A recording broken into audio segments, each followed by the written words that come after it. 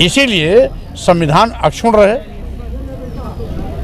संविधान का पालन सुनिश्चित हो, संविधान के इसे हमें संविधान के अनुच्छेद 51A का क्लॉज एच कहता है कि राज्य की ये जिम्मेदारी है कि वो वैज्ञानिक वातावरण तैयार करेगा, लेकिन इस समय पूर्णतया धार्मिक वातावरण तैयार हो रहा है। तो क्या ये संविधान की मंशा के अनुरूप हो रहा है?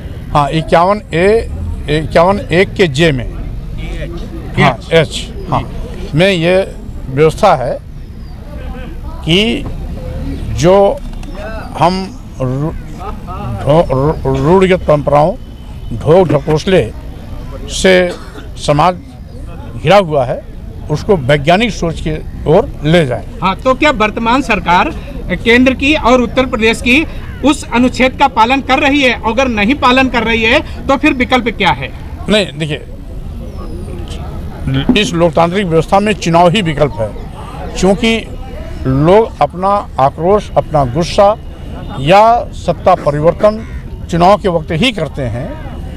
बीच में हम लोकतांत्रिक तरीके से अपनी आवाज़ को मुखर कर सकते हैं, अपनी बात को मजबूती से कर सकते हैं, आवश्यकता पड़ने पर हम संघर्ष और आंदोलन भी चला सकते हैं।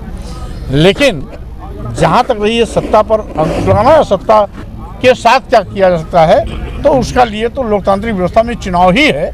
चुनाव में ऐसी मानसिकता के लोगों को आप सत्ता से बाहर करिए और साथ ही साथ दूसरे ऐसे लोगों को लाइए जो संविधान के प्रति आस्था रखते हो। वर्तमान समय में सरकार मुस्लिम तुष्टीकरण की नीति बनाए हुए है, इसका विकल्प क्या है? क्या ये उचित है? नहीं, वर्तमान में सरकार मुस्लिम तुष्टीकरण नहीं, बल्कि मुस्लिम तो इसमें मुस्लिम पर तो कहर बर्पा कर रही है। बुलडोजर चल रहे हैं, फर्जी मुकदमे लिखे जा रहे हैं, अनायास उनको प्रताड़ित किया जा रहा है। मुस्लिम इस्लाम धर्म के या मुस्लिम समाज के जितने भी लोग हैं, इस सरकार में तो बहुत भयभीत हैं। और यही नहीं, केवल मुस्लिम समाज ही नहीं, अनुसूचित जाति, पिछड़े वर्ग के लोगों पर भी इसी प्रकार का सतर्क व्यवहार हो रहा है। उनके साथ भी जुल्म, जातीय अत्याचार, और यहाँ तक कि उनके साथ यदि कोई हादसा हो जाए, FIR लिखने जाए तो FIR तक नहीं लिखी जाती है, उल्टा उस पर फर्जी मुकदमे लगा दिए जाते हैं। तो यह तो गंदी मानसिकता से ओत-प्रोत होकर काम किया जा रहा है। यही कारण है कि आज वर्तमान सत्ता के खिलाफ लोगों में गुस्सा पैदा हो रहा है। इलाहाबाद हाई कोर्ट ने SC/ST एक्ट के एक मामले में जजमेंट दिया है कि SC/ST एक्ट का मुकदमा 156 है। जाहिर सी बात, नामांकन किया होगा, तो नामांकन के समय जो आपने शपथ पत्र भरा है उसका प्रारूप बताइए। उसमें सत्यनिष्ठा से प्रज्ञापन करता हूँ कि जो जिम्मेदारी मुझे दी जा रही है उसे संविधान के अनुसार उसका अक्षरशः पालन करूँगा। अक्षरशः पालन करूँगा यानी संविधान के प्रति सच्ची श्रद्धा और निष्ठा। इसके मायने क्या है? इसका आशय क्या है? सच्ची श्रद्धा और निष्ठा मतलब क्या है? इसका मतलब यही है कि भारतीय संविधान में दिए गए निर्देश के क्रम में हम अपना आचरण करें, हम भारतीय संविधान की अनदेखी और उपेक्षा न करें।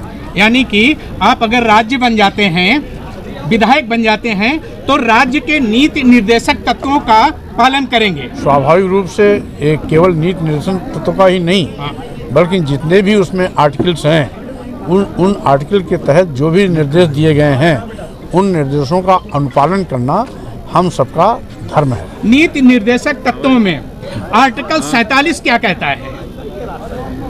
नहीं, अब तो ये तो एक से एक करके विस्तार से अगर पूछेंगे तो भारतीय संविधान तो बहुत। आप विधायक जब बन जाएंगे तो राज्य की परिभाषा में आ जाएंगे। हम जानना चाहेंगे कि राज्य की परिभाषा संविधान के किस अनुच्छेद में निहित है?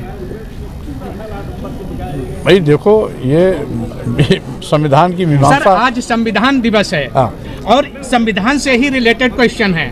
अगर हम जो नित्य प्रति हमारे उपयोग में आ रहे हैं, अगर हम वो आर्टिकल नहीं जानेंगे, संविधान में इतने आर्टिकल्स हैं, आप हर चीज को मुजवानी कैसे पूछ सकते हैं?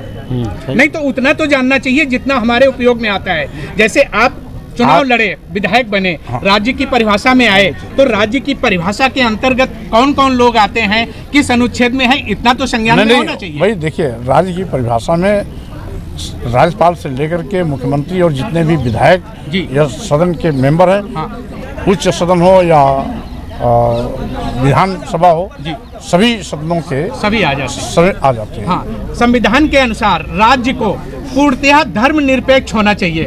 वर्तमान में क्या ऐसी स्थिति है? राज्य क्या पूर्णतः धर्मनिरपेक्ष है? भाई होना चाहिए, धर्मनिरपेक्ष और पंथ निरपेक्ष की जो व्यवस्था दी गई हाँ, है, पंथ निरपेक्ष। हाँ वो होना चाहिए। हाँ। लेकिन अब अगर कोई नहीं फॉलो करता तो वही संविधान पर संवैधानिक व्यवस्था का हनन करता है, संविधान पर हमला करता है। ऐसे ही लोगों से संविधान को खतरा है